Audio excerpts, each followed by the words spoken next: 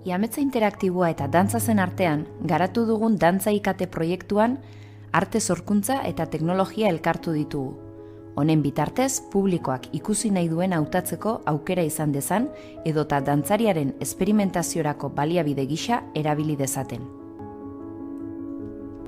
Ikuslea ere, arte erakustaldietako partaide aktibo bihurtu nahi izan dugu, bitarteko teknologikoak erabilita, momentuan eszenatoki gainean gertatzen dena kontrolatzeko aukera izan dezan.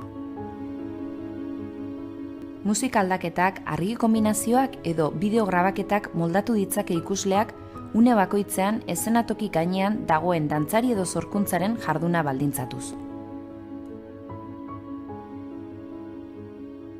¿Qué podemos hacer con esta idea tan original y tan clara, que es que si aprieto en un sitio algo se activa?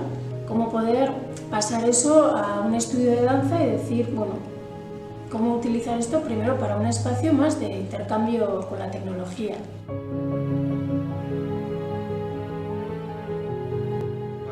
Inoiz daka kontrola, publikoa zu ikustea juten da, ez? Nola beditu, ¿qué pasa?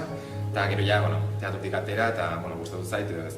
Oain, dakaten aukera da, zenaietik ikusi, noiz, hasieran izan da, boto ikustiak sakatu eta zertatzen da. Baina gero, egin dut bi edo hiru aldiz espazio bat eta mugimendu bat. Orduan baita ere, nire ustez hor publikoa esaten du, niri hau gustatzen zait, hau ikusi nahi dut. Azkenean telebista bezala, ez? Tapin hasten zanean, hau gustatzen zait, gero aldatu, gero berriro.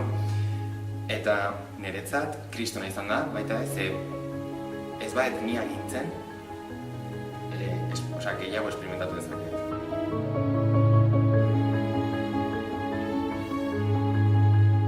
Raspberry Pi bat erabili dugu zerbitzari moduan eta bertara argiak, kamera eta musika konektatu ditugu. Modu horretan, interneta duen edozein gailuren bidez kontrolatzeko. Kasu honetan, tableta erabili dugu kontrolerako gailu moduan. Egitasmo esperimental honen bidez, arte eszenikoen eta teknologiaren arteko aukerak ikertzen hasi gara, interakzio berriak aurkitu nahian.